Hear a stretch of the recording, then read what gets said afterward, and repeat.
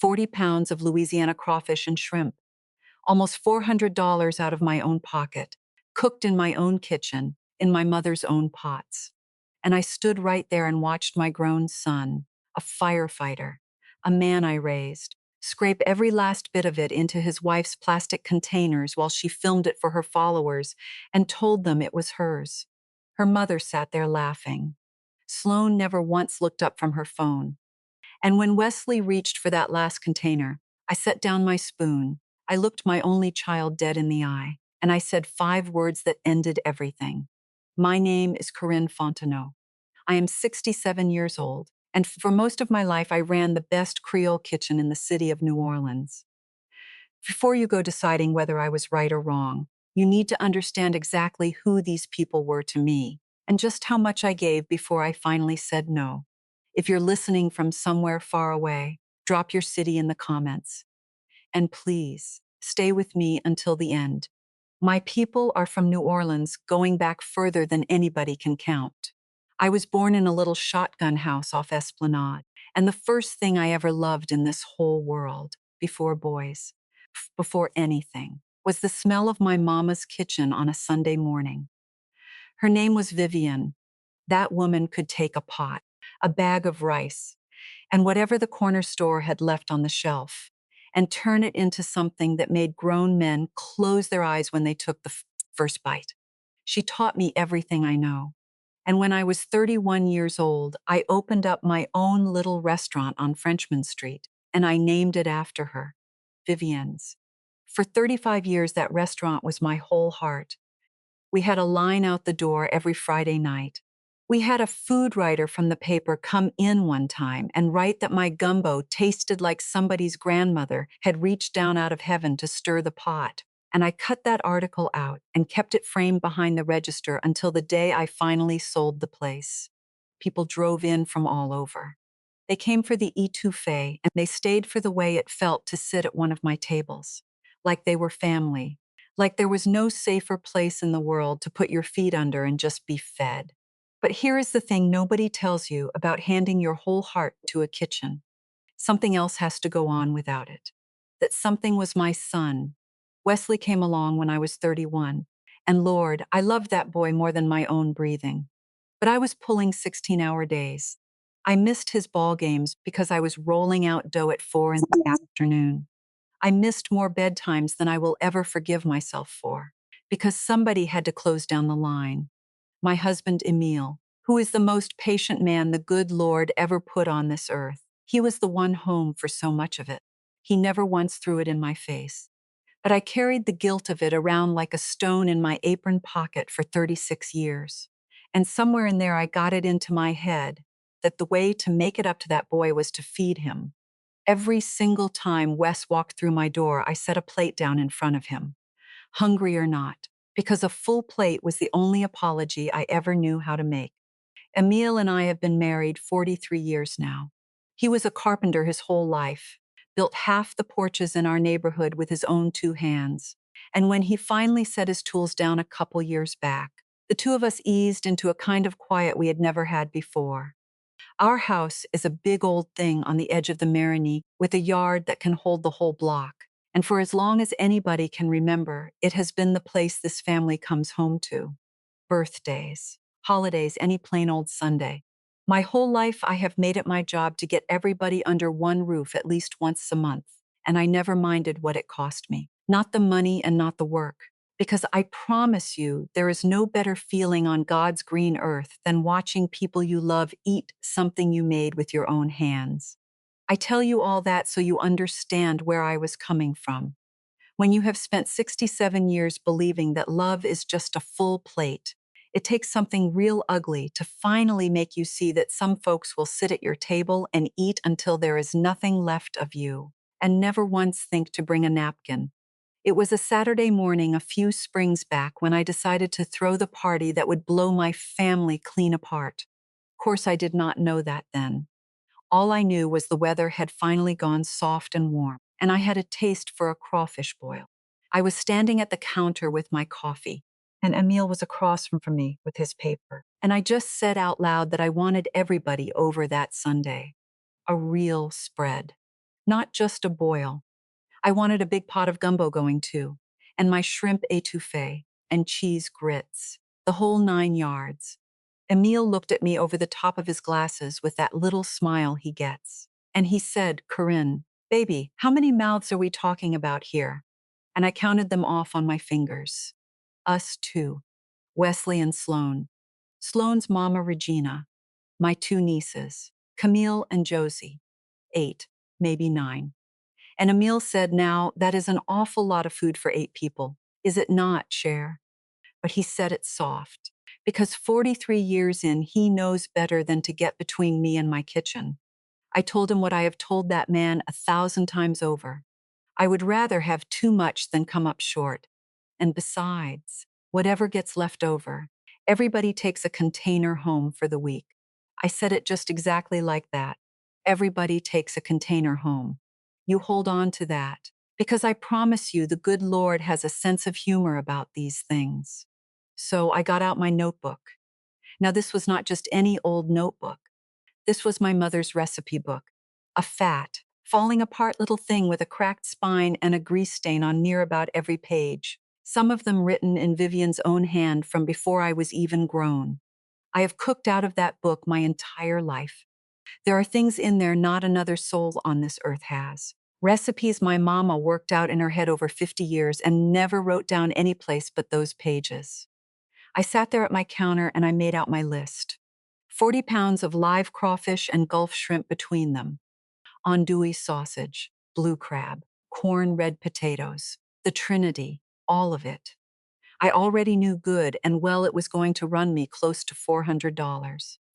And I did not so much as blink, because to me that has never once been money spent. That is love, laid right out on a table for the people you claim. I drove on over to the seafood market a little past noon. Mr. Saunier has been selling me shrimp for going on 25 years, all the way back to when Vivien's was still open, and I was buying by the case. He saw me come through that door and he grinned and hollered, "Well now, Miss Corinne, who are we feeding the whole city for this time?" I told him it was just family. He laughed good at that, because he knows my just family has never one time been a small thing. He pulled the best of everything for me. Big, beautiful Gulf shrimp still smelling like the water they came out of. A sack of crawfish so lively they were climbing all over each other trying to get out. He held up a blue crab and turned it in the light like it was a diamond ring. And I am telling you, to me it may as well have been. There is a certain kind of happy I do not think you can know unless you have stood at a seafood counter on a warm afternoon, planning out a feast for people you love, spending money you worked your fingers to the bone for and not caring one little bit. That was me that day, light as air. And while he was weighing it all up, I was thinking about Sloane, and I will be honest with you. I was thinking about her kindly. My daughter-in-law had been calling me a whole lot those past few months, sweet as pie, asking me all about my cooking. How did I get my roux that dark? What all was in my seasoning? Did I have Vivian's gumbo written down anywhere she could take a look at it? And I thought, well, would you look at that? After 3 whole years, that girl is finally taking an interest in this family. I thought she wanted to learn. I thought maybe I had been too hard on her in the privacy of my own mind. Lord, forgive me. I did not have the first idea what that girl really wanted. I got home before dark, and Emile helped me haul it all in, and we packed that refrigerator so full the door would hardly shut. And that evening, I took my mother's tablecloth down out of the closet. The old cream-colored one with the little blue flowers stitched along the edge, and the wine stain in the corner from my own wedding reception that never did come out. I ironed it slow, the way you do for the days that matter, and I laid it out ready for the morning.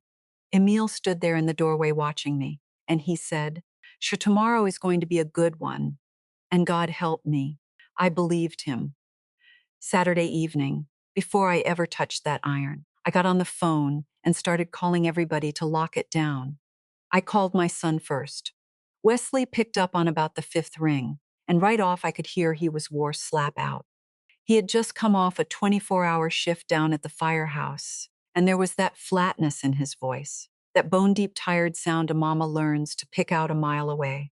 I asked him how he was doing, and he said he was fine. Just fine. But I know my boy. When Wes is fine, fine, that usually means he is anything but. I asked, was money all right? Because I had heard him and Emil talking low a few weeks back about some credit card business. And he got real quick with me and said, Mama, do not worry about all that. We are handling it. Handling it. I let it go. God help me. Because he sounded like he did not have one drop of anything left in the tank to argue about it. Now looking back, that right there was the first thread hanging loose that I should have pulled on. But I did not. Then I heard Sloan in the background wanting to know who he was talking to, and next thing I know, she has took the phone. And bless her, she came on all sugar, told me how excited she was, how she just could not wait, how she had been telling everybody about her mother-in-law, who used to run a real restaurant. She said, oh, and I hope it is all right. My Mama Regina is going to ride along with us. And I said, of course it is all right. Honey, the more the merrier, because that is exactly the kind of fool I was back then. My door had been standing wide open my whole life. Regina was a 61-year-old widow living by herself in a condo out in Metairie. And I thought, well now, would it not be a kindness to have her share the day with us? That is the kind of thing that runs through your head when you have not yet figured out that some people see a kindness as nothing but a door left unlocked. Then I called my nieces, Camille and Josie, and I want you to hear the difference, because it is the whole entire point of this story. Both those girls, the very first words out of their mouths was, Aunt Corinne, what can we bring? Not what are you making? What can we bring? Camille said she was going to do a bread pudding with the whiskey sauce like I taught her. And Josie said she would pick up a couple bottles of something and make her potato salad. That is how you were raised in my family. You do not show up to somebody's table with two empty hands and your mouth already open. You bring what you can. And if all you got is a bag of ice and a smile, then you bring the ice and you smile big.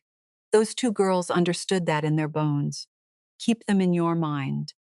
Because, Lord, the contrast is coming. Sunday morning broke about as pretty as a day can break.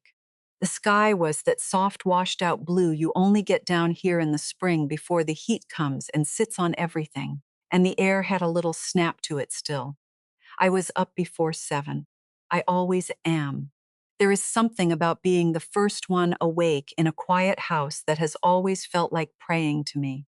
I got that big pot of gumbo going first thing, because gumbo is not a thing you rush. You have to stand over a roux and love it. Stir it slow and steady while it goes from blonde to peanut butter to that deep dark chocolate color. And if you walk off on it even for a minute to answer the door, it will scorch on you, and you will have to throw the whole thing out and start over. So I stood there and I stirred, and the whole house started filling up with that smell. And I swear I could feel my mama standing right there at my shoulder. I laid her tablecloth out on the big table under the oak in the back, the cream one with the little blue flowers, and I got out the good dishes, the ones I only pulled down for the days that matter. I chopped my trinity, onion and bell pepper and celery, and the smell of all that hitting the hot oil is about as close to church as I get anymore. Emil took over the boil out back like he always does. That man treats a crawfish boil like it is open heart surgery. He had his propane burner set up and his big pot of water going, and he was fussing over his seasoning and his lemons and his sausage. Real serious, real careful, the way he has done it 40-odd years. I would carry a tray out to him, and he would just grunt at me, deep in his concentrating, and I would go on back in laughing to myself. That is love too, you know.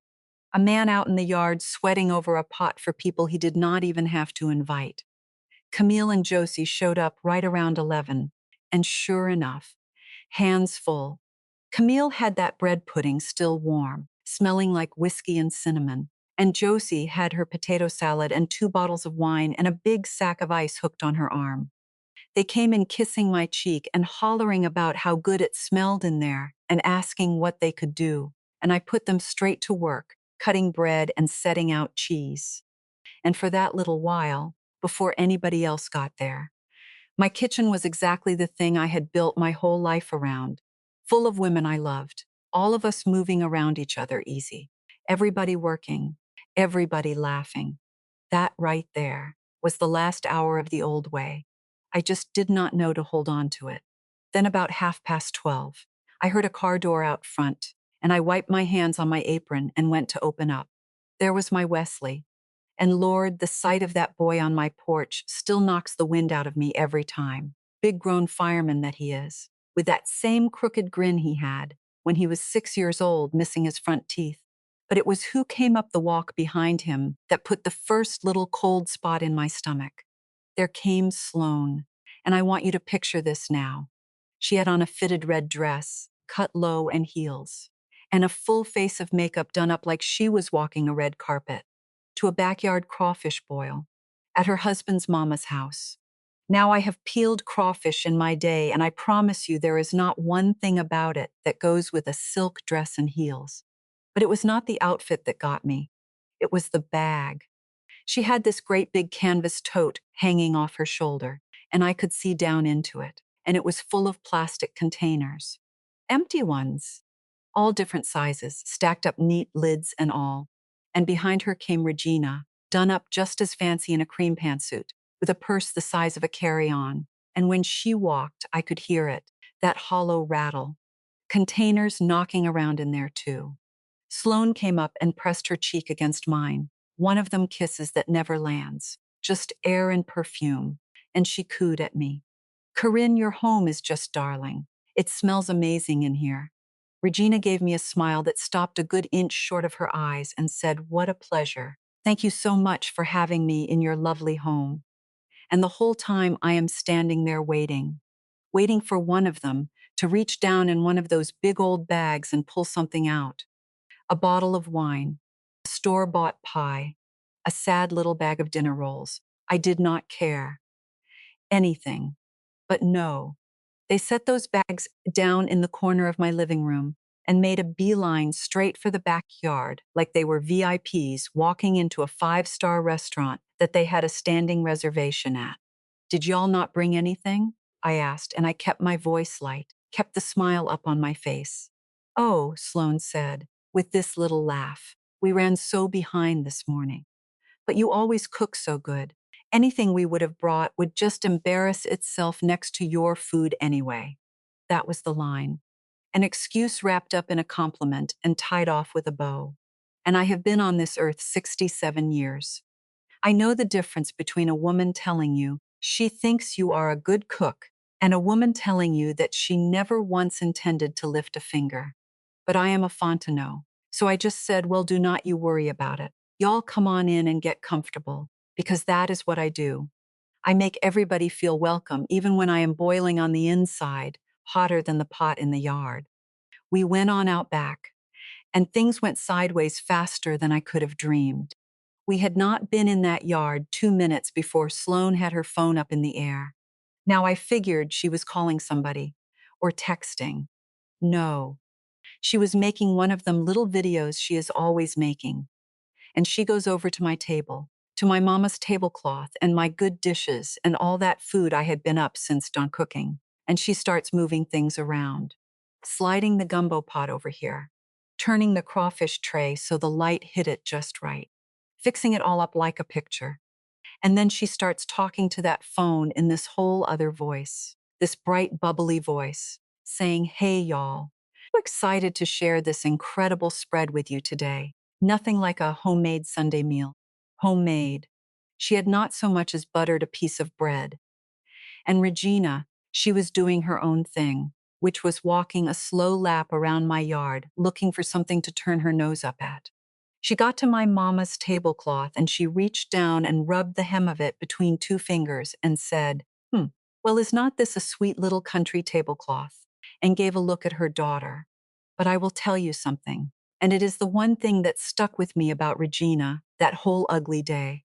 When Sloane got up in front of that phone calling my food her own, I saw Regina's face do a thing, just a flicker. Like even she thought that was going a step too far. She caught me looking and she glanced away quick and picked her carrying on right back up. But I saw it. hold on to that too. That little flicker turned out to matter more than anything. I stood there in the door of my own kitchen with a dish towel in my hands, watching two women I had opened my home to treat it like a buffet in a photo booth, and I felt the first real crack run right down the middle of my patience. And I had not even served the food yet. Emil hollered from the yard that the crawfish were done, and everybody drifted over to the table under the oak. And wouldn't you know it, the two women who had not lifted a single finger were the first ones in line. Not to help me set the platters down, not to carry a thing. First in line to eat. Sloane loaded up a plate like she had been starved for a week, which was something, considering, and Regina went right behind her. And the both of them sat down at the good end of the table like a couple of duchesses waiting on the help. I got everybody served and finally sat down myself, and that is when the show really got going. Regina took one spoonful of my gumbo, the gumbo I had stood over for 3 hours coaxing that roux dark, and she set her spoon down and touched her napkin to her mouth real dainty and said, "It is good. Corinne, it is just so rich though, is not it? So heavy. I do not know how you people eat like this every day and keep going. You people." Like my family had been sitting down to gumbo since before hers knew which end of a pot was up. But she said it with a smile. So what was I supposed to do? Throw my ladle at her? I just said, well, it is meant to stick to your ribs. Regina, that is the whole idea.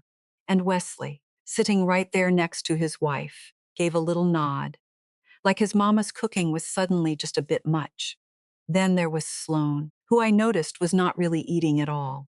She was moving food around her plate, building it up into a little picture, and every couple minutes up came the phone again. She would hold a crawfish up on her fork and turn her head this way and that, finding her angle, and snap a picture. She rearranged her whole plate 3 times, and I do not believe she took 4 real bites the entire meal. But she sure did make it look like a feast on that little screen. She looked over at me at one point, sweet as anything, and said, "Corinne, this etouffee is delicious, though I think I would go just a touch lighter on the cayenne next time. You know, everybody has their own palate. Next time."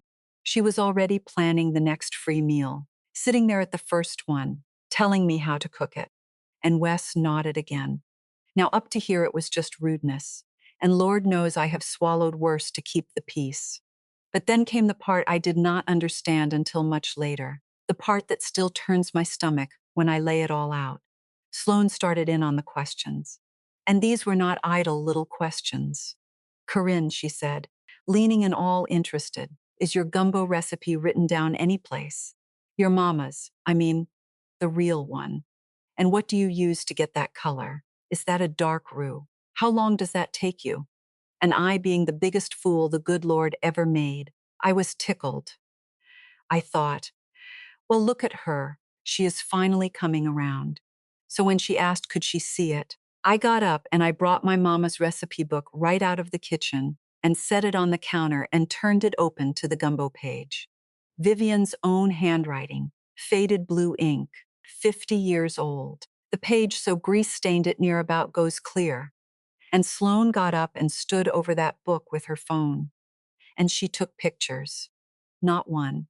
Page after page. Flipping through my mother's life with one finger and photographing every single one. And I stood there thinking she just wanted to learn to cook a nice gumbo for my son. That is what I thought. I want you to hear how dumb that was, because I promise you it comes back around. And when it does, it is going to knock the both of us flat. The whole time she is snapping away, she is talking to that phone again in the bright voice. And I caught what she was saying. She held it up over the table one last time and said, "So blessed to be carrying on my family's traditions. This recipe has been passed down for generations." My family, my generations. My mama Vivian, who this girl never even met, who died when Wes was a baby, whose whole heart was in its cracked up little book. And Sloane was standing in my backyard telling 1,000 strangers on the internet that it belonged to her. And Wesley sat there and watched his wife do it and did not say one word. That was the moment I stopped being able to hear anything but the blood in my own ears. They ate. Despite every last complaint, The both of them ate plenty, seconds and all. And then, sure as the sun comes up, once they had gotten good and full off my food and my mama's recipes, they started up about how there was just no way anybody could finish all this. What a shame it would be to let it go to waste. Would not it just be a crime? And then, like a magic trick, out came the bags. Sloan went and got that big canvas tote from the corner of my living room and started unpacking those plastic containers right there on my table. The big ones for the crawfish and the shrimp, the medium ones for the gumbo, the little ones for the potato salad my niece Shizzy made with her own two hands. Enough Tupperware to carry off half of everything I owned. And she said, real breezy, we do not want any of this going to waste. We will just take a little home for the week. And then my son stood up, and he started helping her. Wesley, my boy, he picked up a spoon, and he started filling those containers. And he looked over at his wife and her mama with this apologetic little smile, and he said, Mama always makes way too much. Y'all better take it before it goes bad. I sat and I watched my only child scrape my crawfish and my gumbo out of my mother's pot, the same pot Vivian cooked out of, into another woman's plastic tubs. Two women who had come to my house with two empty hands and their arms full of Tupperware, who had criticized every single thing on the table, who had stood in my yard and told the whole world my life's work was theirs. And here was my son, packing it up for them to haul away, like I had cooked it all, just so they would have groceries for the week. Something in my chest, 67 years old and worn thin as that tablecloth, finally just cracked clean in two. I got up out of my chair. It scraped loud on the patio stone, and every head at that table turned. Camille and Josie went still. Emile looked up from the yard. That whole backyard, that had been all noise and laughing and clinking a minute before, went quiet as a graveyard. I walked over to where Wesley was standing with the last container in his hands, ready to hand it off to Sloan. And I walked slow, and my heels sounded like hammers on those stones. When I got to my boy, I looked him dead in the eye, into those eyes I have known since the first minute of his life. And I reached out, and I took that container right out of his hands. Not rough, but firm enough that not one soul in that yard was breathing. Get out of my kitchen, I said. 5 words. That is all. But you would have thought I set off a stick of dynamite in the middle of the table. Sloane's mouth dropped open like a fish pulled out of the water, and quick as anything her eyes filled up. Corinne, how could you say something like that? She cried out, hand flying to her chest like I had stabbed her. We only wanted to take a little food home. I did not think it would upset you so much. Did not think. That girl had not thought one time about anything all day but what she could get. Regina came up out of her chair like a spring, red in the face, going on about how she had never been spoken to like that in all her life, how she was an older woman and she deserved respect. And I looked her right in her face and I said, respect is earned, Regina, and the both of you came into my home and treated it like a free restaurant and a photo shoot. And my son, my Wesley, stood there white as that tablecloth, looking from me to his wife and back again like a lost little boy who did not know whose side of the road to stand on. Mama, he said, and his voice came out shaking. Please, this is just a misunderstanding. Sloan did not mean anything by it. A misunderstanding. 2 women showing up with empty containers ready to load up was a misunderstanding. And I saw it then, plain as day, that my boy was going to choose. And he was not going to choose me. They gathered up their bags in a huff and marched for the door with their heads up high and all that fake wounded pride. And before Sloan went, she turned around to my own hallway and gave me one last look and said, Wesley, I hope you finally see who your mother really is. And my son looked at me one long second, and then he followed her out. I heard the front door pull shut, and the car crank up, and the whole thing fade off down the street. And I was left standing in my backyard, in a silence deeper than any I had ever felt in my life, holding a plastic container full of my mother's gumbo. The quiet after they left was a physical thing. It sat on my chest. I stood out there in the yard a long minute looking at that table. The pretty dishes with food gone cold on them. My mama's tablecloth with a ring of spilled gumbo soaking into it right next to the old wine stain. The stack of empty containers they had been too worked up to grab on their way out the door, sitting there mocking me. It was like a storm had blown through my whole life in the space of 5 minutes and left everything knocked sideways. Emil came up from the yard and put his arms around me without a word. I could feel him shaking, and my Emil does not shake. He is the steadiest man I ever knew. 43 years, and I have seen him truly angry maybe twice. But he had just watched his wife get treated like hired help in her own home, and he was trembling with it. He put his mouth down close to my ear and he said, "You did right, Chair. Somebody should have told those two the truth a long time ago." Camille and Josie came over too. And Camille took my hand and said, "Aunt Corinne, we saw the whole thing. You did not do one thing wrong." And Josie just kept saying the pure nerve of them. And I let them say it. But I will be honest with you. Because if I am not honest with you, then there is no point to any of this. That night, after the girls went home and Emil had gone on to bed, I sat at my kitchen table by myself with a cup of tea going cold, and I asked myself the hard question: was I too much?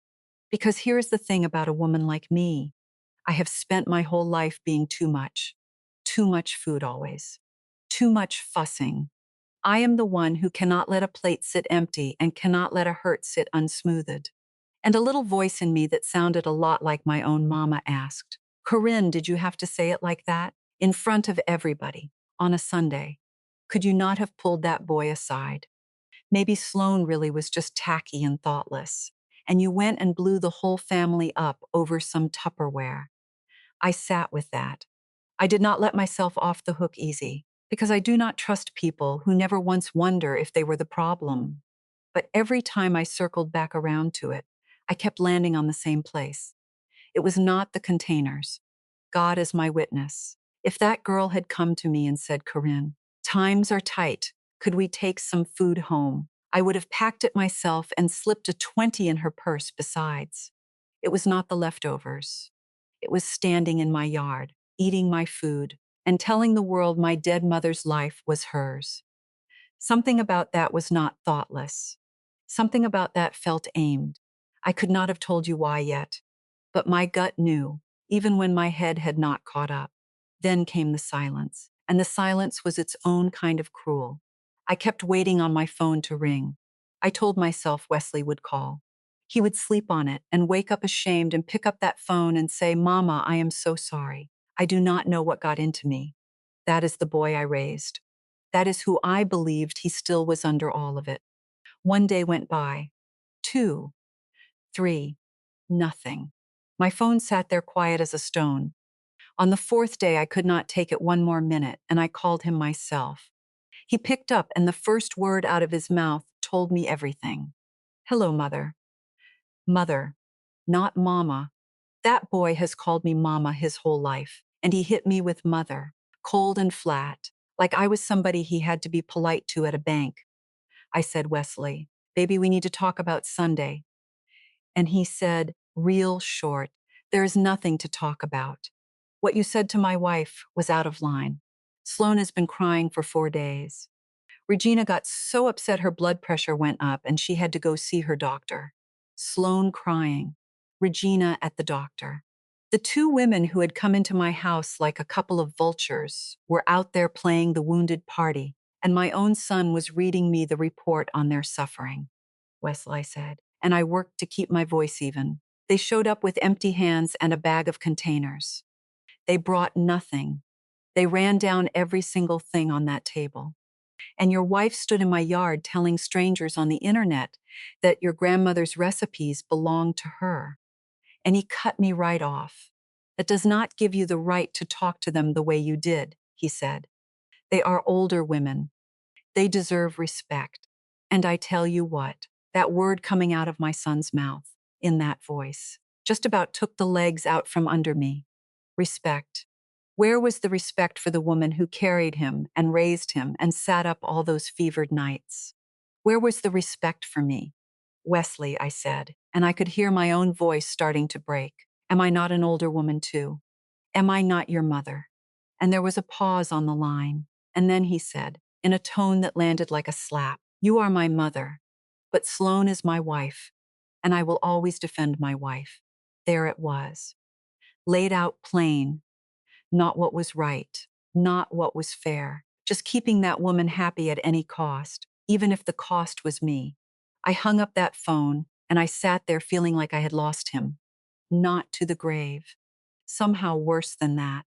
I had lost my boy to a woman who had made good and sure there was no room left in his life for me. And it was 3 days after that when Josie came to my door with her laptop under her arm and a look on her face like she had swallowed something bitter. "Aunt Corinne," she said, sitting me down at my own kitchen table, "I have to show you something, and you are not going to like it, but you need to see it." And she turned that laptop around to face me. It was Sloane's page, and there she was, my daughter-in-law, smiling that camera smile. And under the picture was a whole long post, and above it, in big letters, the news she was so proud to share. She had gotten herself a book deal. A publisher was putting out her lifestyle book, and the whole entire thing, the whole story she was selling, was about her Southern roots and the treasured family kitchen she had grown up in, and the generations of recipes and traditions she was so blessed to carry forward. There was a photo of her holding my mama's recipe book, Vivian's book, cracked spine, grease stains, blue ink and all, held up in Sloane's manicured hands like it was her own precious heirloom. And the caption talked about her grandmother's gumbo and the little Louisiana kitchen where she learned it all at her family's knee. Her grandmother, her family, her kitchen. I sat there and I could not breathe. It was not tacky anymore. It was not thoughtless. It was a plan. All those sweet phone calls asking about my roux, all that sudden interest in my mama's recipes, showing up empty-handed and loading up her containers. She had not come to my table to take my food. She had come to take my life. 35 years at Vivian's. My mama Vivian stirring pots in a shotgun kitchen so I could grow up and open my own. Everything my family ever built with our own hands and our own hurt. And this stranger was going to put a cover on it and a bow on it and sell it to the whole world under her own name. Josie was watching me. "Aunt Corinne," she said soft, "this is theft. This is not about the leftovers at all." And she was right.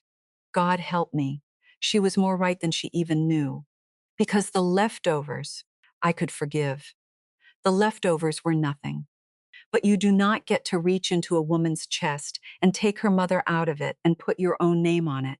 Not while I still had breath. I did not sleep that night, or much of the next. And by the end of that week, I knew I had to get out of that house before it swallowed me whole. So I packed a bag.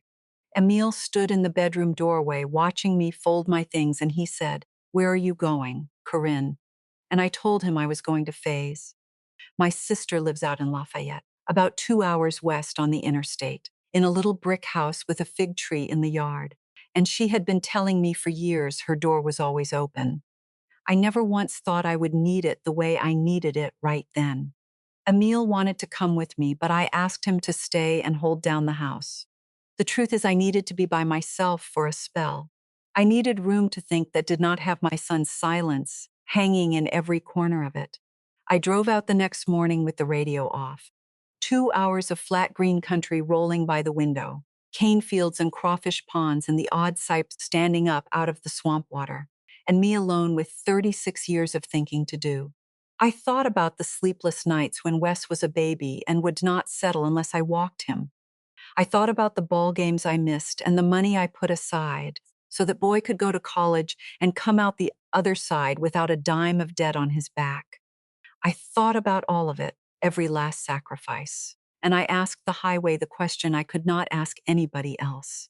What was it all for? So he could look me in the eye and call me mother like I was a stranger and defend the woman stealing my mama out from under me. I did not have an answer. I just drove. Faye met me at her door and did not ask me one single question. That is the gift of a sister who has known you 70 years. She took one look at my face and she pulled me inside and she let me fall apart on her couch. And she did not try to fix a thing. She just handed me tissues and put on coffee and let me cry myself dry. My sister was a librarian for over 30 years, and she is the kind of smart that does not need to prove itself. She does not talk in fancy words about trauma and boundaries and all the things they say on the television now. She talks like our mama talked, plain. And when I finally got it all out, the whole ugly story, she sat back and she said, "Corinne, I am going to tell you something and you are not going to want to hear it." And I said, "Go on." And she said, "That boy did not learn to take you for granted last Sunday. He learned it a long time ago, at your own table, from your own hand. You spent his whole life teaching him that no matter what he did, Mama was always going to have a full plate waiting on him and never ask for one thing back. And then one day you asked for something back, and he did not have the first idea what to do with it, because you never taught him that part. That landed on me hard, because it was true, and the true things always land the hardest. I stayed on with Faye near about 3 weeks in the end. And what pulled me up out of the pit was not sitting around talking about my feelings. It was work. There is a church over near her house that runs a kitchen twice a week feeding folks who do not have much. And Faye volunteers there. And about the third day in, she said, "Get up, put your shoes on. I need the help." And she stuck me behind a steam table with a serving spoon. And I want to tell you, something in me came back to life over that steam table that I thought was dead, because I stood there feeding people, big pots of red beans and rice and cornbread, and every single one of them looked me in the eye and said, "Thank you, ma'am. God bless you, ma'am." Everyone grateful for a scoop of beans. And I stood there thinking about a woman in a red dress who ate 40 pounds of Gulf seafood and told me it was too rich. And I understood, finally in my bones, that there is a whole world of difference between people who receive your love and people who just take it. And I had spent 67 years not knowing how to tell them apart. It was maybe 10 days into my stay when my phone rang, and it was Emil, and I could hear right off that his voice was not right. "Corinne," he said, "Wesley came by the house today," and my heart came up in my throat. "What did he want?" I said. And Emil said, "Share he did not want anything. He came in and he sat down at that kitchen table and he put his face in his hands and he broke, cried like he was 6 years old again. And then he told me some things you need to hear. And this is where it all cracked open, everything I could not understand. It turns out my son had been drowning for the better part of 2 years, and I never saw it. That brand of Sloane's, all them videos, and that lifestyle business she was building. It had never made a dime. It only ate money. And Sloane had run through everything they had. Their whole savings gone. She had run up credit cards in both their names that Wesley did not even know about until the collectors started calling the firehouse. He had taken a second job on his off days to try to stay ahead of it, and he was still going under. And the entire time he was too ashamed to say a word to anybody. Because how does a grown man, a firefighter, walk into his mama's kitchen and tell her his wife has bankrupted him and he cannot make her stop? So he did not tell me. He just went quiet. And that quiet, that thing I had read as him not caring, as him choosing her over me, it was not that at all. It was a man in over his head, holding his breath, so scared and so ashamed he could not lift his head up to see what was happening right in front of him. He was walking on eggshells in his own marriage because every time he pushed back, she turned it around on him until he was the one apologizing. And Emil said the thing that finally cracked him was that book deal. Wes told him he had been able to make excuses for near about everything, tell himself it was all going to turn around. But when he saw Sloane holding up his grandmother's recipe book and calling it her own, selling his family to strangers under her name, something in him just would not stretch far enough to cover it anymore. I hung up that phone and I stood in Faye's kitchen and I cried. But they were different tears than the ones I came in with. Because my anger had somewhere to go now. It was not that my son did not love me. My son was in trouble and too ashamed to say so. And I had been so busy nursing my own hurt that I could not see my own child was hurting worse. Wesley told me later, when we could finally sit and talk, what the last straw really was. and I want to lay it out for you the way I saw it in my head, because it is the whole turn of the thing. A couple weeks after my party, Regina had a little birthday supper at her condo, and Wes and Sloan went. And for the first time, my son got to sit on the other side of it. He watched his wife walk into her own mother's home with two empty hands. He watched her pick at the food Regina had spent all day cooking and say it was dry, say the roast was tough. He watched her hold her phone up over the table and perform for it. And then when the meal was done, he watched her pull out her containers and start loading up her own mama's leftovers without so much as a thank you. And he saw Regina's face while she did it, that same tired, swallowed down look. And Wesley told Emil, standing in that condo, it hit me like a truck. He said, that is my mama. That is exactly what she did to my mama, in my mama's own house. And I stood there and packed the food and let it happen. He said he did not sleep that night either. I came home to New Orleans the next week. I was not going to sit 2 hours away in my sister's spare room while some woman put a bow on my mother's life and sold it. Whatever was coming, I was going to be standing in my own kitchen when it came. Wesley called me the day I got back and asked could he come by, and I said yes. And when he came, my boy stood on my porch looking like he had been through a war, thinned out, dark circles under his eyes, and he did not run and hug me the way the old Wes would have. He just stood there, and his chin went, and he said, Mama, I am so sorry. And I let him in. We were only just beginning, the two of us, sitting careful at my kitchen table with all that hurt still between us, when there came a hard knock at my front door. It was Sloan. She came in without waiting to be asked, in her heels, and she had that bright, brittle look on her face, and she did not have the first idea that anything had changed, because in her mind, she still had my son on a string. She looked right past me to Wesley, and then she got down to it. Cool as you please. She said she had come to clear the air. She said the book was doing wonderfully, that there was just a little bit of noise online, some people asking questions about the recipes, and it would all go away if Corinne would just make a nice little post saying how proud she was, giving the family blessing. And, she added, since the launch had cost so much, it would only be fair if we helped out with some of the expenses, seeing as it was our family being celebrated. She said all of that in my house, to my face. And she turned to Wesley, the way she always did, waiting for him to smooth it over and bring me in line. And my son stood up out of that chair. Sloan, he said, and his voice was shaking, but it did not stop. I am not going to do that. And there is not going to be any money, because there is no money, Sloan. There has not been any money for 2 years, because you spent all of it, and then you spent money we did not have. And her face started to change. He kept going. You took my grandmother's recipes. You sat in my mother's kitchen, and you took the one thing that was hers, and you put your name on it. And I sat there and I let you, because I have been too much of a coward to say out loud what I have known for a long time now. And I am done. Sloane's mouth was working, but nothing was coming out at first. Then it came, and the sugar was gone, and what was under it was pure ice. So this is how it is, she said. Your mother poisons you against me, and you just roll right over. You want to be a mama's boy your whole life. Fine. But you make your choice right now, Wesley. Her or me.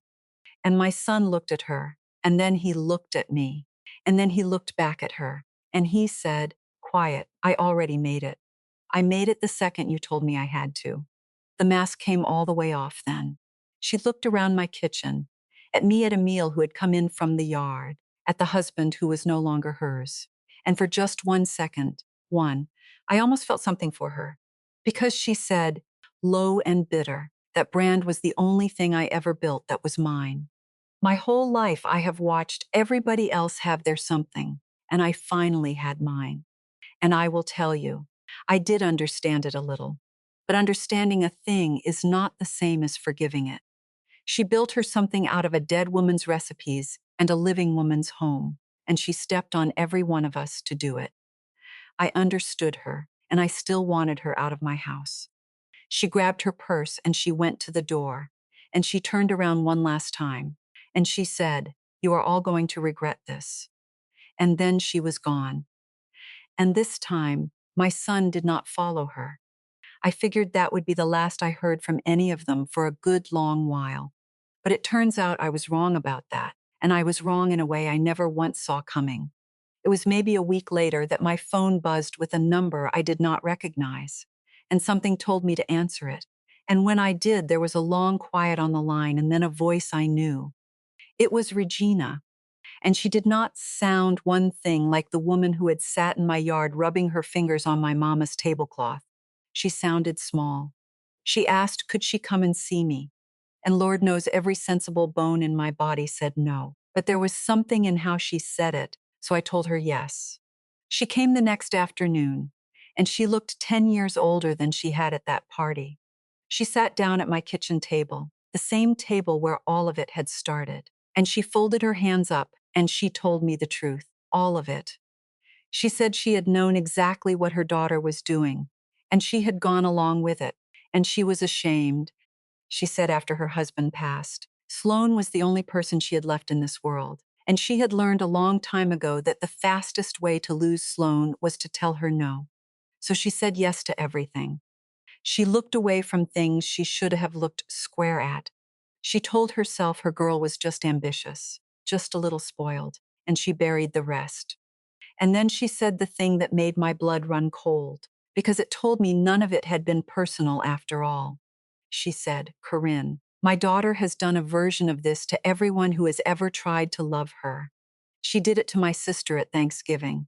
She did it to a friend of mine at a christening, showed up with nothing, and left telling everybody she had been mistreated. She has been treating people's kindness like a store she can shoplift from her whole life.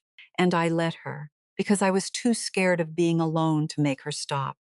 And now, she said, and her voice broke, she has cut me off too. Blamed the whole thing on me. Told me I had turned Wesley against her. And then Regina reached into her purse, and she set a folder down on my table. She said, I brought you something. Inside was proof. Emails between Sloan and that publisher. Screenshots of the pictures Sloan took of my mother's book. The recipes typed up word for word under Sloan's name. All of it, laid out plain. Regina slid it across to me and she said, do what you have to do. I should have handed you this a long time ago. I did not know what to say to that woman. I had spent weeks hating her right alongside her daughter. And here she was, sitting in my kitchen, handing me the one thing that could bury her own child, because she had finally decided the truth mattered more than being liked. I did not forgive her, not all the way, not that day. But I saw her, and I understood that she was one more person Sloan had run through and left standing in the wreck. I was still sitting with all that when the last card got played, and it was the cruelest one of them all. Sloan called me 2 days later, and there was not one drop of sugar left in her now. She got right down to business, cold as an ice chest. She told me she had news, and she wanted to make sure I understood my situation. She was pregnant, about 2 months along, and then she laid out her terms, plain as a woman reading a grocery list. She said if I ever wanted to lay eyes on my grandchild, if I wanted to be in that baby's life at all, then I was going to make a nice public statement supporting her book. And I was going to help her out with the money she needed to keep it going. And if I did not, she said, then this child would grow up not even knowing my name. She was going to use a baby that was not even born yet as a hostage. My own grandchild, my own blood, held up as leverage to make me sign my name to the theft of my mother's life. I sat there with the phone against my ear, and I felt something in me go very, very still. Because I will tell you, up until that phone call, some little piece of me had still been grieving, still hoping there was some way this all came back together. That phone call closed the door. A woman who would trade a child like a poker chip was not a woman there was any coming back from. And so I did the thing I had been dreading, the thing I had not wanted to do out of some old habit of keeping the peace. I told the truth, out loud, to everybody. Now understand, I did not go tearing off looking for revenge. I want you to hear that, because it matters. I am not a woman who takes joy in ruining people. But that girl had built a whole shining life on top of a lie, and the lie was my dead mother, and I was done letting her stand on Vivian to do it. So I made one post. Just one. I put up a picture of my mama's recipe book, the real one, the cracked spine and the blue ink, next to that framed old article from the paper, the one about Vivian's gumbo tasting like heaven, reached down to stir the pot. And I told the plain story, who my mother was, who I was. 35 years on Frenchman Street feeding this city. And I laid it right next to the recipes Sloane had put her name on, and I let people see for themselves. And here is the thing about the truth when you have actually lived it. It does not need to shout. I had 35 years of real customers, real reviews, a real restaurant, a food writer who had known me since before Sloane was grown. And Sloane had a story she made up. When the questions started coming and people went looking, there was nothing under her to hold her up, and there was everything under me. The food writer wrote a piece. Then another one picked it up. And that publisher, who did not want their name anywhere near a book about treasured family recipes that turned out to be stolen off a real chef's dying mother, quietly pulled the whole deal. The brand Sloane had bled her marriage dry to build, the one thing she said was ever truly hers. It came apart in about 2 weeks, because it had been made out of somebody else's life the whole time. And once folks knew that, there was nothing left of it at all. I did not celebrate. I sat in my kitchen the night it all fell down, and I felt tired more than anything. But I felt like myself, standing on my own 2 feet in my own name, for the first time in longer than I could remember. The divorce went through that fall, and the custody which I had lain awake so many nights dreading, it did not turn into the war I feared, because Regina stood with us and told the truth about her daughter to anyone who needed to hear it. And when you put Sloane's finances up against my son, a steady firefighter with his mama and his aunt and his whole family behind him, against a woman with no money, a brand in ashes, and a public record of what she was, well, the answer got real clear real fast. Wesley got primary custody, and Sloane, with no leverage left, no money to squeeze out of us, and a baby that did not fit whatever new start she was already dreaming up somewhere else. She signed the papers and she packed up and she moved off to Nashville to start over on some fresh set of people. The child that was supposed to be her winning hand turned out to be the one thing she did not have any use for once the game was over. I know how that sounds. It broke my heart for that baby even as it set the rest of us free. And then that winter, my granddaughter was born. Wesley called me from the hospital, and I could hear in his voice that he was crying, but this time it was the good kind. He said, "Mama, she is here, and she is perfect, and I want you to meet her." And a couple weeks later, he pulled up in my driveway, and he came walking up my porch steps with a little bundle in his arms. And I want to tell you, I had to hold on to the door frame. He put her in my arms, and she was tiny and warm, and she had Wesley's chin and something around the eyes that went back further than that, back to a shotgun kitchen off Esplanade. And my son looked at me, and he said, "Mama, I want you to meet Vivian." Vivian. He had named that baby after my mother, after the woman Sloane had tried to steal, after the name on the restaurant, after the hand that wrote those recipes. He gave my mama's name back to this family in the shape of a brand new little girl, and I just stood there in my own doorway with the tears running down and could not say a word. And then Wesley said, "There is one more thing." And he went back out to his truck and he came in carrying something wrapped up in cloth, and he set it in my hands. And I unwrapped it, and it was my mother's recipe book, but not the way I knew it. He had taken it, quiet weeks before, and carried it to a man who restores old books for a living, and had it cleaned and mended and rebound. The cracked spine was made whole. The loose pages were set right. Vivienne's own handwriting, sealed and saved so it would last another 50 years. My son, the boy who had stood by and let that book be photographed and stolen, had taken the one thing that got hurt worst in all of this and made it whole again with his own 2 hands. He said, "I could not undo what I let happen, Mama, but I could do this. I have that book on a stand in my kitchen now, out where I can see it every single day. It has been about 3 years since all of it now, and I am going to leave you with where we are today, because I think it is the part that matters most. It is a Sunday, and I am having a few people over, the way I always have. But it is different now, and the difference is the whole lesson. There are about 10 of us. Not a mountain of food I bought to prove something to people who did not deserve it. Just enough, made with love, for people who showed up glad to be here. My mama's tablecloth is on the table, wine stain and all, ironed soft. Emil is out at the pot. Camille and Josie are here, and both of them brought a dish, like always. My sister Faye drove in from Lafayette and is sitting in the shade telling some story that has everybody laughing. And every now and then, Regina comes too. She earned that, slow over these years.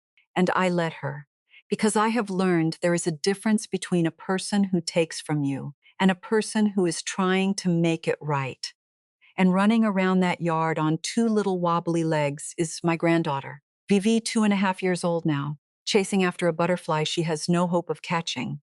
Every time she spots me, she throws both her chubby arms up and hollers meme, and comes barreling over, and I scoop her up. She does not have big words yet. She points at a flower and says pretty. She points at the pot and says hot. She grabs my hand and says come, meme, come. That is about the size of her whole vocabulary, and it is the sweetest sound in this world to me. She does not know one thing about any of what came before, and if I have my way, she never will. Not for a long time. All she knows is that when she comes to this house, there are arms that pick her up, and there is somebody who has been up since dawn making something good just for her.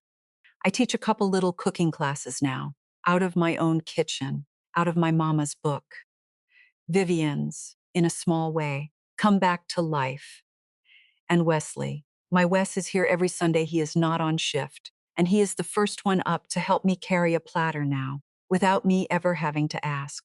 That is how you know a person is telling you the truth about being sorry.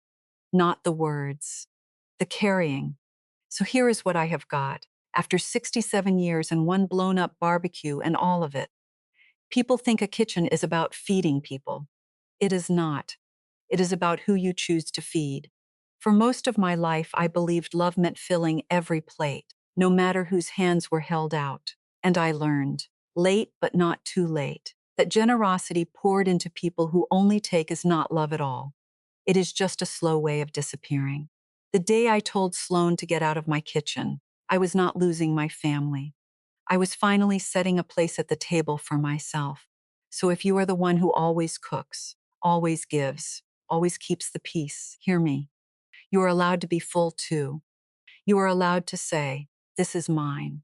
Feed the ones who show up with their hands full and their hearts open, and save the best seat at the table for the one who spent a whole lifetime feeding everybody else. That one is you.